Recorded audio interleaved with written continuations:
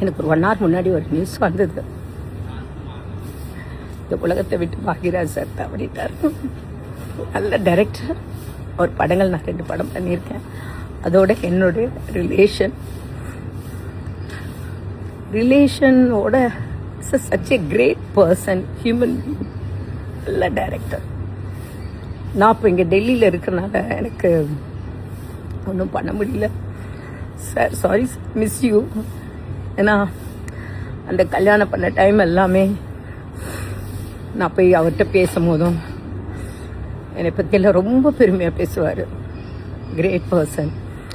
அந்த நாட்கள் மறக்க முடியாது. அந்த ஃபேமிலியோட நாட்களும் சரி, அவரோட நான் படம் பண்ணதும் சரி, அவரோட பேசின விதம், யாரையுமே ஹர்ட் பண்ணி பேச மாட்டார். ரொம்ப நல்ல மனிதர்.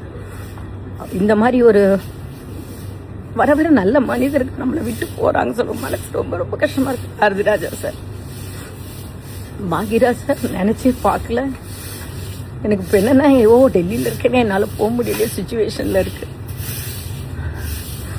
கீர்த்திட்ட பேசினேன், எல்லாத்தையும் பேசினேன். பட் என்ன சொல்கிறது, ஆறுதல் சொல்ல முடியாது. அதனால் சினிமா ஃபீல்டுக்கே ஒரு பெரிய லாஸ், ஒரு பெரிய டைரக்டரை லாஸ் பண்ணோம். எங்களுக்கு எங்கள் ஃபேமிலியில் ஒருத்தரை மிஸ் பண்ணோம். ஒரு நல்ல மனிதரை மிஸ் பண்ணியிருக்கோம்னு சொல்லும்போது பாக்யராஜ் சார்.